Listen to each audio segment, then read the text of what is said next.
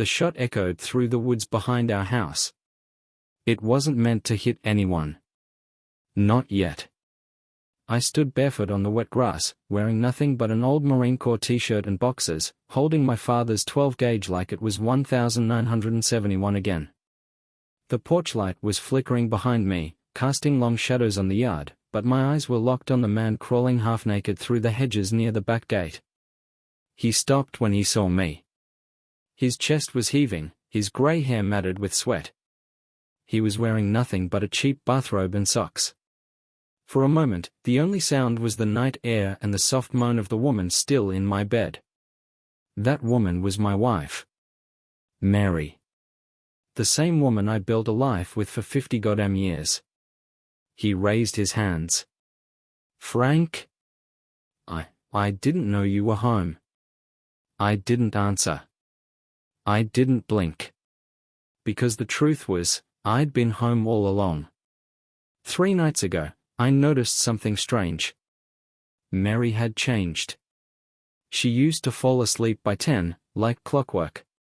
But suddenly, she was staying up late, saying she couldn't sleep, reading in the living room with the lights dimmed low. Then I found a wine glass in the sink with lipstick on it, but I don't drink wine. And Mary hadn't worn that lipstick shade in 20 years. So I waited. I didn't confront her. I didn't raise my voice. I watched. And that's when I saw the pattern. Every Wednesday, around 11:30 p.m., she'd open the back gate. Sometimes she'd leave it cracked. Sometimes she'd step out onto the porch and pretend to look at the stars. But always, he came. A neighbor. Rick. Rick, the kind old man from across the street. A widower. Former pastor. Loved by the entire neighborhood. Helped shovel our driveway after every snowstorm. Invited to every birthday, every barbecue, every Christmas Eve dinner. He was in our photo albums. In our memories. And apparently, in my wife. I set up a trail camera out back. Old military gear, nothing fancy. It caught everything. The whispering. The touching. The laughter. The way she kissed him like I was already dead. So I waited until tonight. Our 50th wedding anniversary. I cooked her dinner. Filet mignon, just the way she likes it. Set the table. Played her favorite Sinatra records. She smiled at me with those same lips that had been on Rick 2 nights before. Told me how lucky she was. Toasted to 50 more years. Then she said she had a headache and went to bed early. I waited. Lights out. House silent. And right on time, 11:27 p.m., the gate creaked open. I grabbed the shotgun. Followed the shadows. And when I heard the bed creak upstairs, not the usual creak, not the one it makes when someone rolls over, I knew. I stepped outside and fired into the air. Which brings us back to now. Rick stood frozen, eyes wide, lips trembling. Frank, he said, voice cracking. Please, let's talk. I stepped forward. No, I said. You don't get to talk anymore. Rick didn't move. He stood there with his arms halfway raised, like a man who knew any wrong motion might be his last. My finger rested lightly on the trigger, not because I intended to use it, but because I wanted him to believe I might. There's power in the possibility. Behind him, the back door to my house was still open. Warm light spilled out, casting a glow on the grass. I could hear the faint sounds of Mary moving around upstairs, probably pacing, wondering if she had time to get dressed, to lie, to act like she was asleep all along. She didn't. I looked at Rick. Really looked at him. The bathrobe barely covered his belly. His legs were thin, pale, trembling. The man looked like a ghost who hadn't realized he was dead yet. Start walking, I said. Slowly. To the garage. He hesitated. I'm not going to say it again.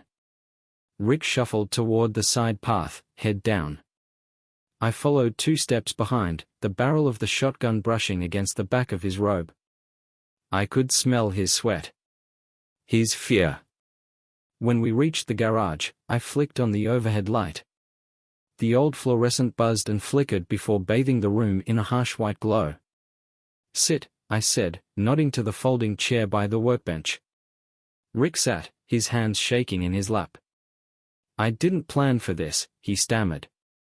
It just happened. I leaned the shotgun against the wall. Yeah, I said. That's what they all say. I walked over to my old toolbox, opened the top drawer, and pulled out a small voice recorder. I clicked it on and placed it on the bench between us. You going to talk, Rick? And you going to be honest? He blinked. What is this? This, I said, is insurance. He opened his mouth, closed it again, then said, Frank. I'm sorry. I didn't flinch. Do you know what tonight is? He nodded, slowly. Anniversary. 50 years. Yeah, I said. 50 years. And while I was cooking her dinner, while I was cleaning the grill and pouring the wine, you were waiting for her like a dog in heat. It wasn't like that? I slammed my hand down on the bench. The tools rattled. Don't lie to me, Rick. He shut his mouth. You think this started recently? I asked. You think I didn't notice how she started dressing up for Sunday coffee? Or how she suddenly started getting texts at midnight, smiling at her phone like she was 20 again? Rick looked down at the floor. How long? I asked. He didn't answer. How long, Rick? He sighed. 8 months. I felt it like a punch to the gut. 8 months. Almost a year. They'd been carrying on behind my back while I was fixing her car, mowing his lawn, giving them both my time like a damn fool. And it was her idea? I asked. He looked up, surprised. I smiled, cold and sharp. You don't have the balls to start something like this, Rick. Not with your saint act. She came to you, didn't she? He didn't answer. He didn't need to. I turned off the recorder and slid it into my back pocket. I should take this to the kids, I said. Let them hear what kind of people raised them. No, Frank, please, don't. You're lucky I'm not taking it to your damn church board. He looked like he wanted to cry. I had no sympathy. You going to leave, I said. Tomorrow morning, I want you gone.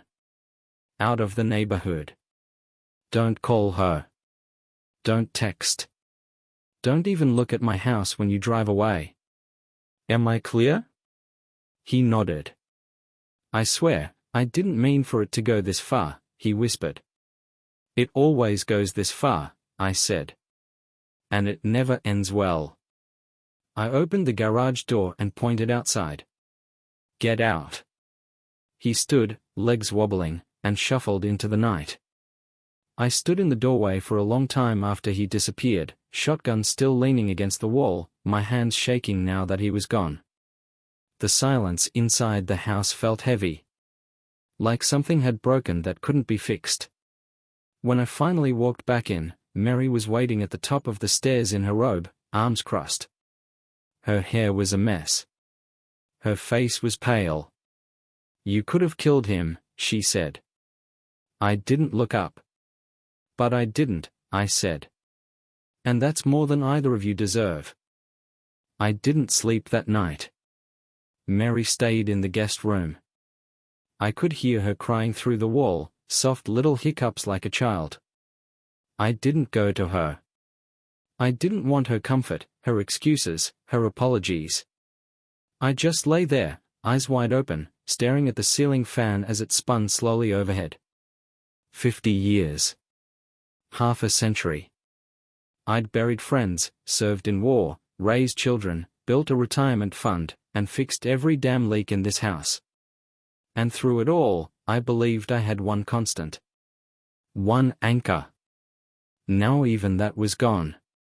In the morning, I made coffee. 2 mugs, like always. Muscle memory. I poured hers, then stared at the cup for a long time before pouring it down the sink. She came into the kitchen wearing yesterday's robe. Hair still messy. Eyes red. I didn't sleep, she said. I said nothing. She reached for a plate, trying to act normal. I guess there's nothing left to say. There's plenty to say, I replied. But I'm not the one who should say it. She turned toward me, arms folded. So what now? You going to throw me out? I sipped my coffee. Not yet. Her brow furrowed. What does that mean? It means, I said, that you're going to help me clean up the mess you made. She blinked. What mess? Rick, I said. He leaves today. But you going to make sure it stays that way. And you going to tell me every damn thing. No more lies. She looked at me like I was speaking a foreign language. You want me to spy on him now? She asked. No, I said. I want you to tell me the truth. Start to finish. How it started. Where it happened. How far it went. Every detail. She opened her mouth, then closed it. I don't care if it hurts, I added. I've already been hurt. Now I want answers. She sat down at the kitchen table like her legs had given out. It started last summer, she said, voice low. I was watering the flowers. He came over to help. He just lost his dog. He looked broken. I stared at her. And you decided to fix him with your body? Her eyes flashed. Don't you dare. No, I cut her off. You don't get to be offended. Not anymore. She looked down at her hands. It wasn't physical at first, she said. We talked. That's all. Long walks. Then coffee. Then, one night you were out bowling with the guys. It happened. I laughed, one bitter note. One night. It wasn't supposed to continue, she said. But it did. He made me feel seen again. Like I mattered. You mattered, I said coldly. You just didn't notice. We sat in silence. I'll call him, she finally said. Tell him it's over. You already did, I said. He's gone. She looked surprised. You think I wasn't listening last night? I said. I heard every word. The phone rang. I didn't move. She didn't either. After 3 rings, the machine picked up. It was our daughter, Emily. Hey Mom, hey Dad, just checking in. Can't believe it's your 50th. Call me later. Love you. Mary flinched. Should we tell them? She asked. I looked at her. Not yet, I said. But when I do, it'll be the last time they look at you the same way. She nodded slowly. Then she asked the question I'd been waiting for. What are you going to do? I smiled. Something long overdue. By the time the sun set, I had a plan. It wasn't rage. It wasn't even revenge, not yet. It was focus. A kind of cold, surgical clarity I hadn't felt in decades. The same feeling I used to get before a field test or a classified operation. I didn't tell Mary what I was doing. She stayed quiet most of the day, drifting from room to room like a ghost, avoiding eye contact. Once, I caught her staring out the window toward Rick's house, but when I followed her gaze, the blinds there were closed. Just like they should be. The first call I made was to Harris. We hadn't spoken in years, not since his wife passed.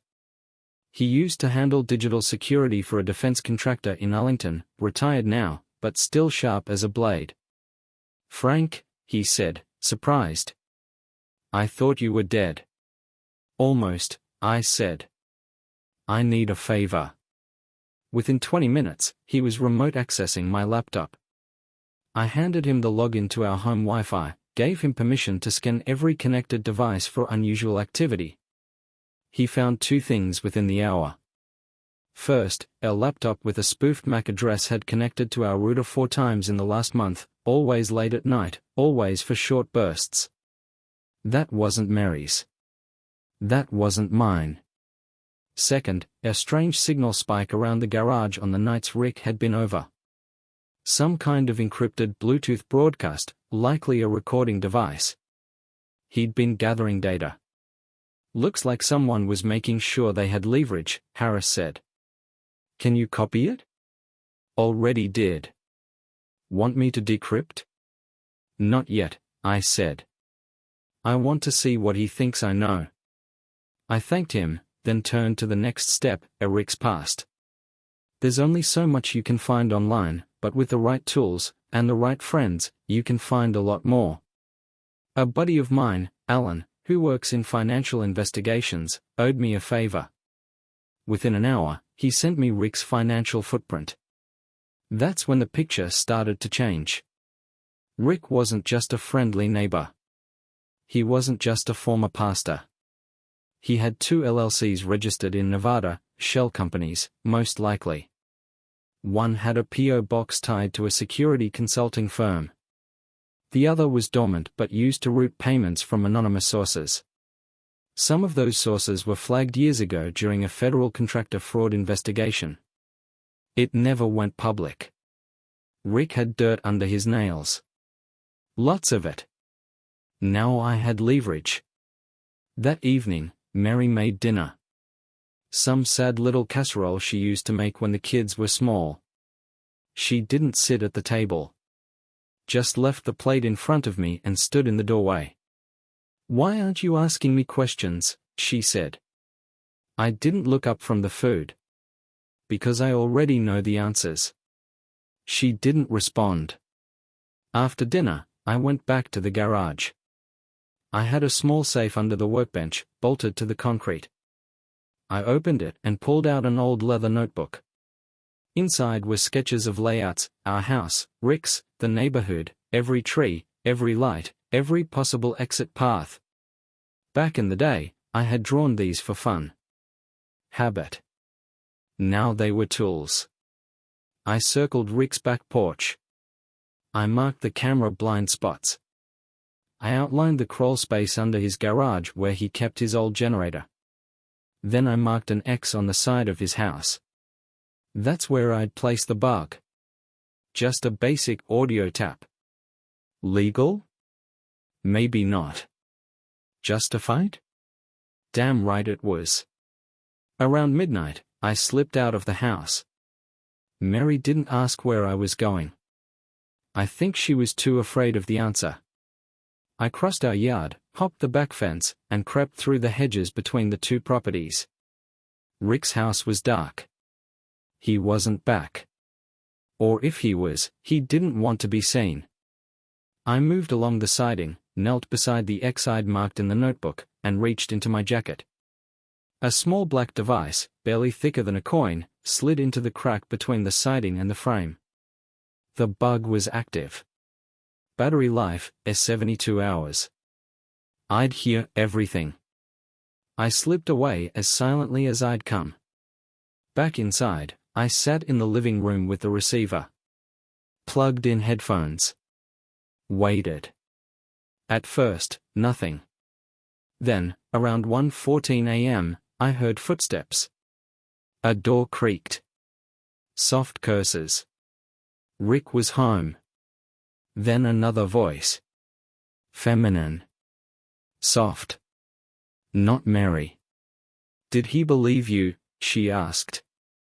Rick sighed. "I don't know. He's calm. Too calm. A pause. You sure he doesn't suspect us? Not yet, Rick said. But I think he's planning something. I froze. Us. Not just Rick and Mary. Someone else. Someone else was involved. I didn't sleep again. I sat in the armchair by the fireplace with my headphones on, listening to every word that came through the bug on Rick's house. The woman he was speaking to wasn't Mary, that much was clear.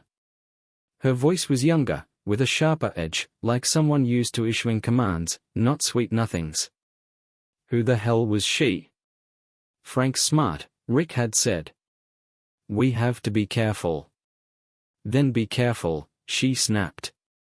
You were sloppy. That recording could ruin everything. I told you, I deleted the backups. He doesn't have access. Doesn't matter, she said.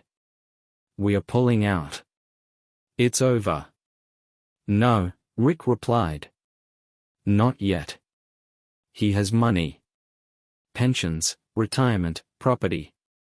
If we are careful, we can still bleed him out. My stomach turned. It wasn't just lust. It was a goddamn con. Rick and this woman, whoever she was, had been using Mary to get to me. To my money. My house. My assets. That's why Mary had been acting like she was falling in love again. Not just with Rick. With the idea of being important, being part of something bigger than just gardening and dinner parties. And she had no idea she was being used too. Or did she?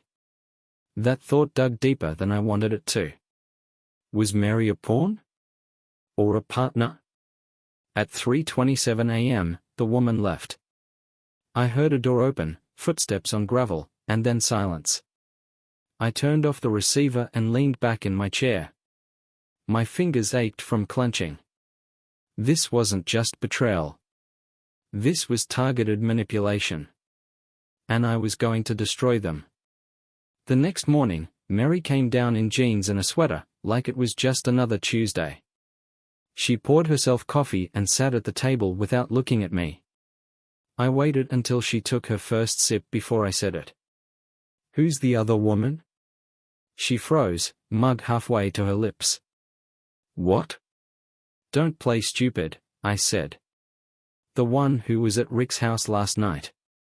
She said you two were pulling out of something. What was it? Her face turned pale. You bugged his house? I did a lot more than that, I said. She set the cup down slowly.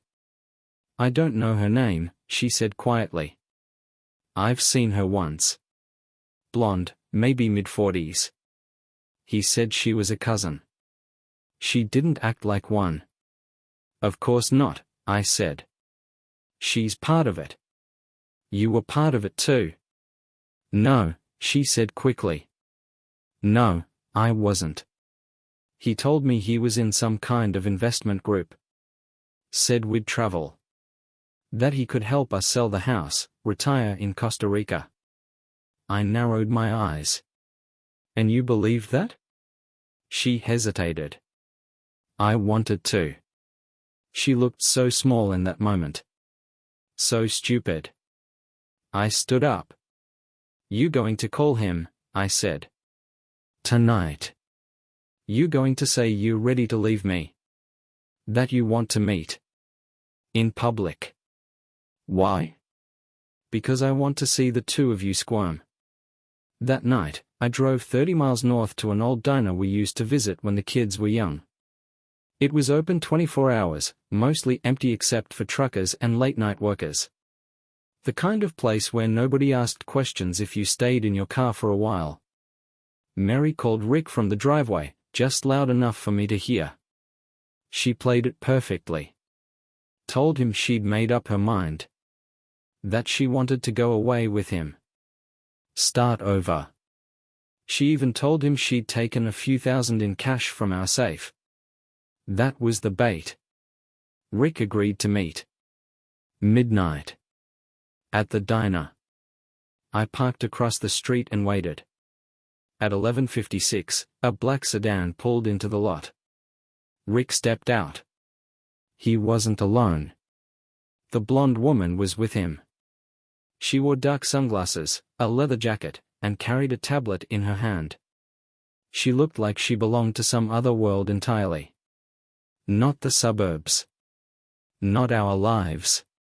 They went inside. I waited 5 minutes. Then I stepped out of the truck and walked in.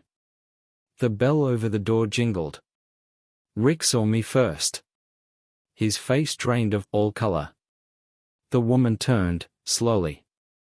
I walked straight to their booth and sat down across from them. "You shouldn't be here," Rick said, voice low. "But I am," I replied. "And I'm done playing dumb." I looked at the woman. "You work for one of the shell companies, don't you? The ones in Nevada?"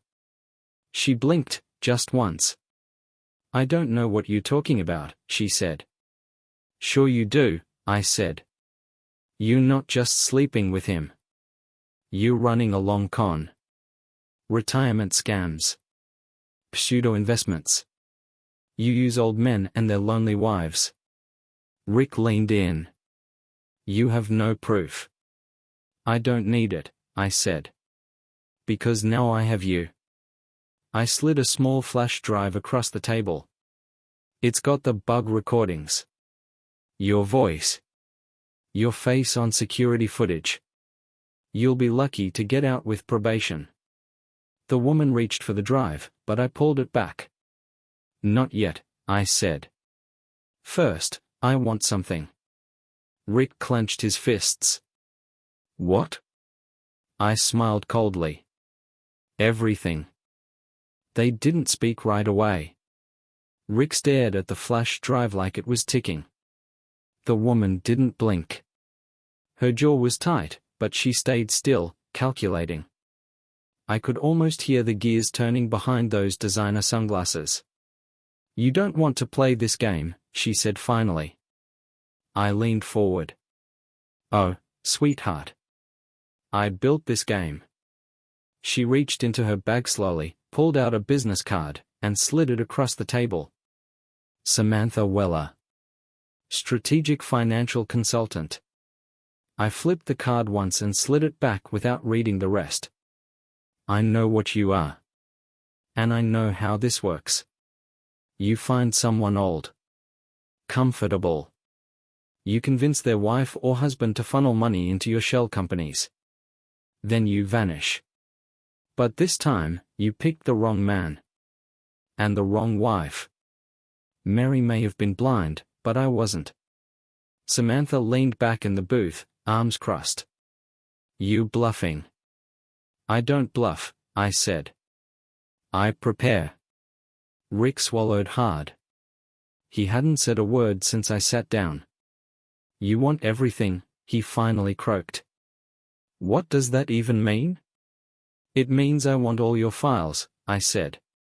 "The accounts. The names. The trails.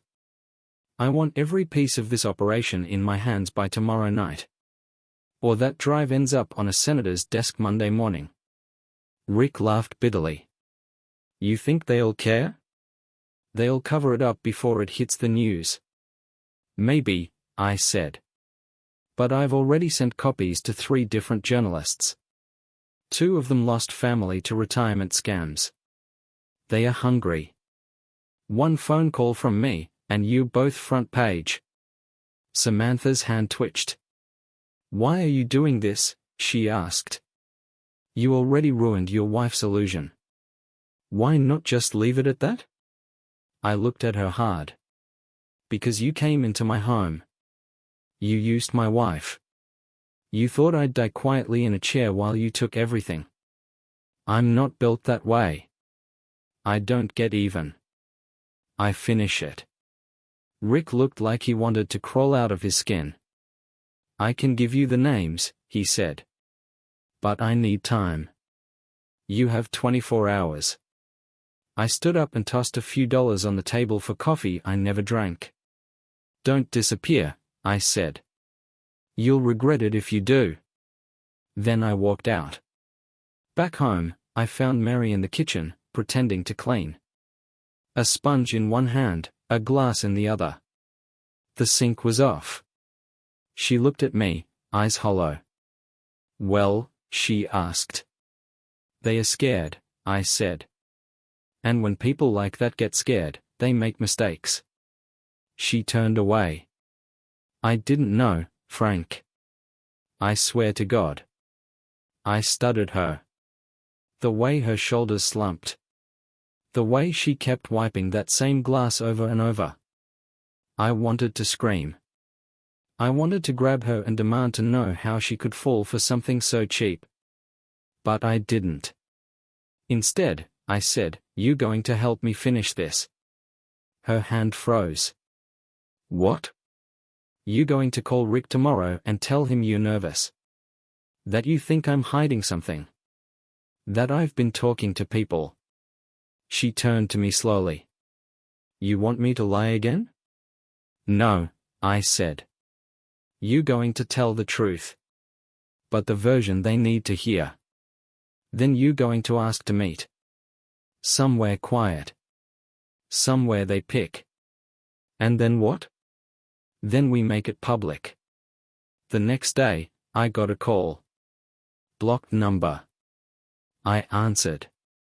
"I have what you asked for," Rick said. "Where?" "There's an old barn off Mill Ridge Highway. North side. 10 o'clock. Come alone." I hung up without answering. Then I packed. Voice recorder. Pen camera. Flash drive clone. GPS tracker. Backup cell with encrypted messaging. A sealed envelope with a signed statement and all evidence so far, addressed to a lawyer I trusted. If I didn't come back, that envelope would go to the authorities. And to my kids. Mary watched me from the porch as I got into the truck. She didn't say anything. Maybe she didn't trust herself to speak. Maybe she knew this was the part where things got dangerous. At 9:45 p.m., I pulled up near the barn. Dark. Abandoned. Weeds tall as my knees. Perfect. They were already there. Rick stood near the door. Samantha was pacing, phone in hand. I stepped out and left the door open behind me. "Did you bring it?" I asked. Rick held up a manila folder. "Everything's inside." I walked slowly, cautiously. Then I stopped 5 feet from them. "No games?" I asked. Samantha shook her head. "We are done. You win." I reached for the folder. But before I touched it, I said, "Smile." They blinked. And then the flash went off. A drone, high above, snapped a photo. Then another. I pointed upward. "We're live streaming, in case you're curious. Multiple angles. Any sudden moves and this gets very public." Rick's mouth fell open. "You crazy old bastard." Samantha backed away. I grabbed the folder and turned. "You just made your last play," I said. "And I just made mine." Then I walked back to my truck, folder in hand, 2 enemies stunned in silence behind me. The next morning, I sent the drone footage to 3 places. First, to my lawyer, with instructions, if anything happened to me, he'd know what to do. Second, to a local journalist who'd once exposed a nursing home scam that looked a lot like this one. And third, to Rick's former church board, where he'd once been revered as a man of unshakable moral character. I didn't just want to stop them. I wanted to erase them. By noon, I got a call from Emily, our daughter. "Dad," she said, her voice tight, "I just got an email. Someone sent me a video. Of Rick. And some woman. Talking about you." I didn't answer right away. "Is it true?" she asked. "It's worse than true," I said. It's real. There was silence on the line. Does Mom know? She finally said. I sighed. She's a part of it, Em. I don't know how much she understood, but she let it happen. She chose him. Oh my God. I didn't have the strength to walk her through everything. Not yet. But she needed to know one thing. I'm not asking you to take sides, I said. But I'm not hiding this anymore. People should know. Emily's voice cracked. I'm coming home. By 4 p.m., the first article went live. Retired pastor caught in financial scam targeting seniors. It didn't name me, but the details were there: a suburban man, recently retired, whose wife had been manipulated into a scheme by a trusted family friend. There was even a blurry still from the drone footage, Rick's face visible, mid-sentence, with the woman beside him. I printed the article and slid it under Mary's door. She didn't come out for hours. When she finally did, her eyes were red. She stood in the hallway like she didn't recognize the house anymore. You sent it to the kids, she said. No, I replied. I sent it to the truth. The kids just happened to find it first. Her hands were shaking. I didn't know, she whispered. I looked at her, hollow. That excuse doesn't work anymore. The next day, my phone rang again. It was Rick.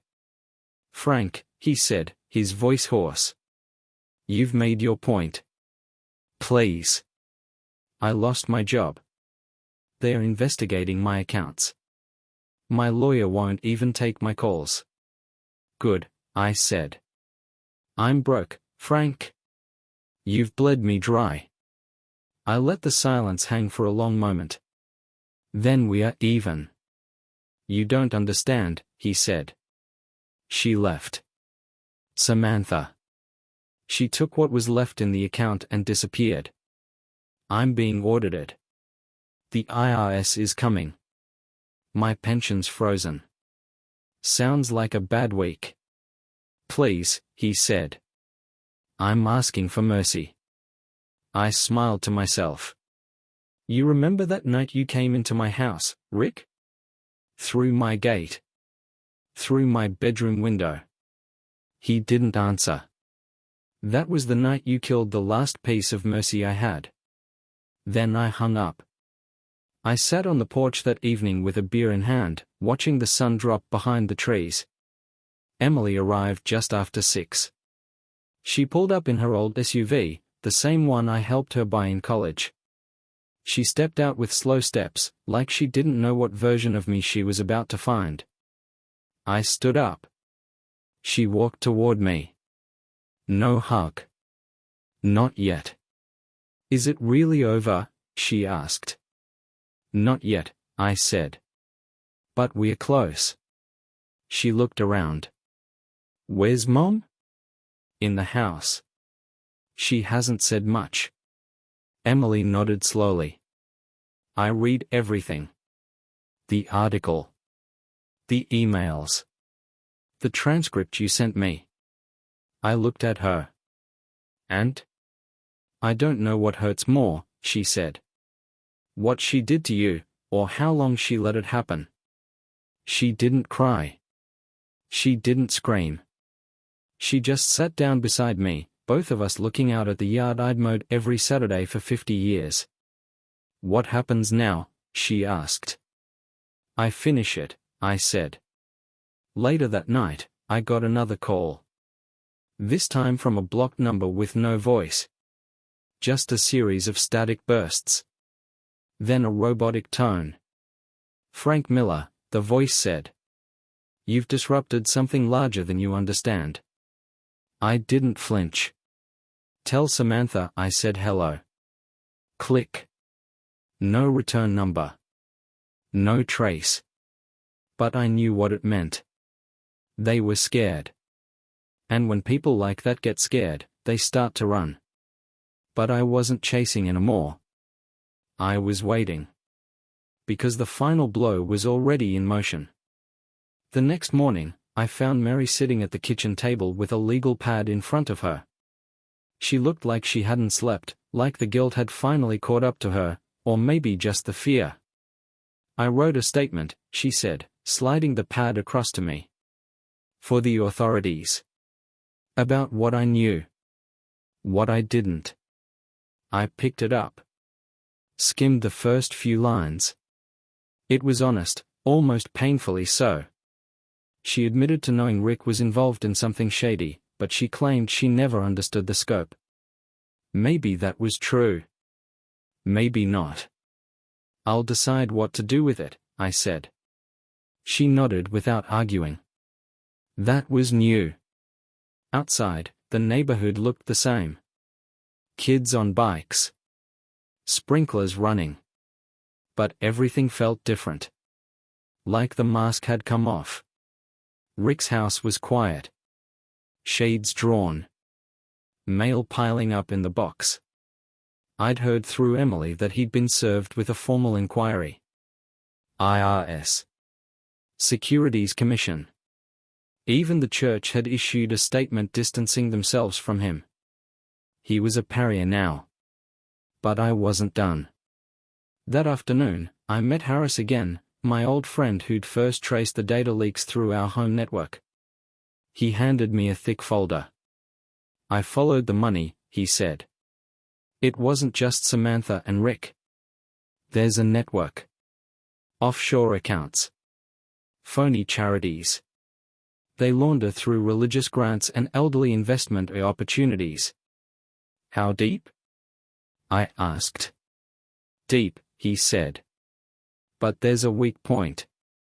He flipped the folder open to a name. Dennis Archer. An executive with a supposedly legitimate nonprofit in D.C., but Harris traced funds from Rick's Nevada LLC straight into Archer's charity accounts. Archer wasn't just backing the scam. He was organizing it. "You expose him," Harris said, "and the rest crumble." I looked at the photo attached to the name. Smiling. Clean cut. The kind of man people trust with checkbooks and eulogies. He had no idea what was coming. I spent the next 2 days compiling everything. All the recordings. All the financial trails. All the statements, Mary's, mine, even Rick's voicemail begging for mercy. Then I wrote a letter. Not to Archer. To his biggest donor. A retired senator who'd built his legacy on protecting seniors from fraud. The same man who had once said on national television, "We owe our elders a shield against exploitation." I included everything in the packet. The names. The accounts. The betrayal. And I mailed it by hand. Registered. Signed. No chance it'd disappear quietly. That night, Mary knocked on my door. I didn't answer right away. When I finally opened it, she stood in her robe, holding the framed photo from our wedding day. "Do you hate me?" she asked. I looked at the photo. 2 kids. 21 and 19. Smiling like the world had already been conquered. "I don't know what I feel," I said. "Some days, I want to burn every memory. Other days, I just feel tired." She looked down. "I didn't mean to betray you," she said. "Not like this." "But you did," I said. "And now we live with it." She held out the photo. "I don't want it anymore." I took it, turned it over, and placed it face down on the dresser. "I'll keep it," I said. As a reminder. Of what? That some wars don't end. They just go quiet. The following week, the news exploded. Major charity head under federal investigation for elder fraud. Dennis Archer's face was everywhere, news sites, local papers, even late-night TV. The senator issued a formal statement. Public funding for Archer's nonprofit was pulled within 24 hours. That was the domino. And the rest followed fast. Rick's finances were frozen. Samantha's passport was flagged. their accounts drained, their names blacklisted. Mary's name never appeared in the press. I made sure of that, for the kids. But in the house, her silence said everything. No dinners. No music. Just two ghosts in the same space, waiting for time to pass. And I was fine with that. Emily came by one evening, a grocery bag in each hand. She cooked us a simple dinner, sat between me and Mary at the table like a fragile bridge. "I'm not mad at either of you," she said. "But I'm not ready to forgive yet." "That's fair," I said. Mary didn't speak. When Emily left, she hugged me tight. "I'm proud of you," she said. "You stood up for yourself." "No," I said softly. "I stood up for what we were supposed to be." She nodded. Left quietly.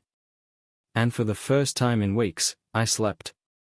2 weeks after the charity scandal broke, Rick finally snapped. He showed up at my house, unannounced, just after sunset. I was on the porch, sharpening an old garden knife I hadn't used in years. Not for anything serious. Just muscle memory. The sound of steel against stone. He parked crooked in the street, stumbling up the walkway like a drunk man looking for a fight, but there was no fire left in him. Just panic. "You ruined me," he hissed. "You destroyed my life." I didn't stand. I didn't move. I just looked at him. "You destroyed your own life," I said. I just held up the mirror. He looked older than I remembered. The beard he used to trim so neatly had grown in wild and patchy. His shirt was wrinkled, stained at the collar. "I lost everything," he said. "My money. My job. My friends. My name. People cross the street when they see me coming." I didn't blink. "Good." He laughed bitterly. "You think this makes you noble?" "No," I said. "It makes me clean." He stepped closer. Too close. "You think your wife didn't know exactly what this was? You think she didn't play along? She wanted out of your life long before I ever touched her." I stood then. Slowly. Rick took a half step back. "You already lost, Rick," I said. "But now, you've confirmed something I needed to hear." He frowned. "What are you talking about?" I stepped off the porch, past him, and headed for the mailbox. From inside, I pulled a plain white envelope and held it up.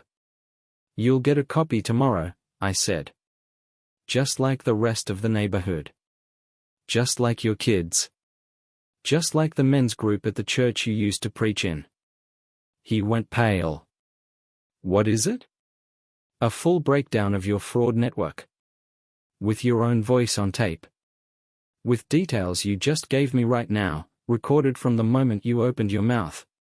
"You can't do that," he said. "I already did." He opened his mouth to argue, then shut it. His hands trembled. His shoulders slumped. He walked away without another word. And I didn't watch him go.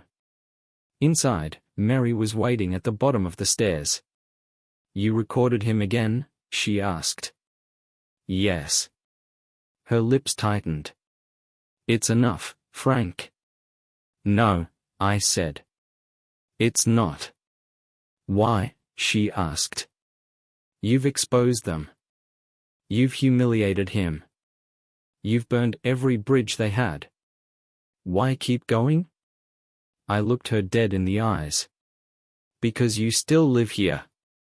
She flinched. And I realized she thought I meant her. But I didn't. I meant the memory of her. The presence of betrayal that hung in every room. The echo of whispers through the walls, the feeling of being watched even when no one was looking. The smell of her perfume on a shirt I hadn't worn in months. "I don't want to hate you," I said. "But I can't live in this lie anymore." She nodded, quietly. "I'll leave." No, I said. I will. The next day, I met with a realtor. Told him I wanted to sell the house. As is. Cash only. No open houses. I didn't need profit. I needed closure. He looked surprised. You've lived here 50 years. Exactly, I said. By the weekend, I had an offer. A developer wanted to level it and put up 2 new units. Duplexes. Probably overpriced, probably ugly. I didn't care. Let them bury the foundation under concrete. I packed light. 1 duffel. 1 set of tools. A stack of old photographs, and the journal I'd kept through everything. Emily came by the day I left. She helped me load the truck. Where will you go? She asked. I don't know yet, I said. But I'll know it when I see it. She hugged me tight. Don't disappear. I won't, I said. But don't expect postcards. Mary didn't come outside. She watched from the upstairs window, hands on the glass. I didn't wave. As I drove away, I passed Rick's house one last time. The lawn was overgrown. A foreclosure notice was taped to the door. A final victory, cold and complete. But it wasn't joy I felt. It was peace. A quiet, earned peace. The first night on the road, I slept in the truck. Not because I had to, but because it felt right. Clean air, no voices, no clocks ticking on bedroom walls that remembered everything I tried to forget. Just silence. The kind you earn. I parked at a rest stop near the state line, watched the stars burn above me like quiet witnesses. For the first time in months, I didn't think about Rick. Or Mary. Or the years they stole from me. I thought about myself. About the man I used to be. The man I'd buried under decades of compromise and routine. The man who once could disassemble a radio in the rain while enemy fire cracked overhead. The man who didn't second guess, who didn't flinch. He was still there. Older. Slower. But alive. The next morning, I crossed into Tennessee. No plans. No phone calls. Just a vague memory of a cabin once owned by an old army buddy, nestled deep in the Smoky Mountains. Last I'd heard, it sat empty, passed down to a nephew who never used it. I found it by instinct. Like it had been waiting for me. Dusty, dark, creaky, but solid. Like me. I fixed the door, relit the fireplace, repaired a broken shutter. In 3 days, it looked like someone lived there again. Someone who didn't need much, and wanted even less. That someone was me. On the 7th day, I got a letter. No return address, but I knew the handwriting. Tight. Slanted. Mary. I thought about burning it. Tossing it into the fire like everything else we'd built. But I opened it. Frank, it began. There's no apology in this letter. Because I know you're not interested in one. I don't blame you. What I did can't be excused. I just want you to know what's happened since you left.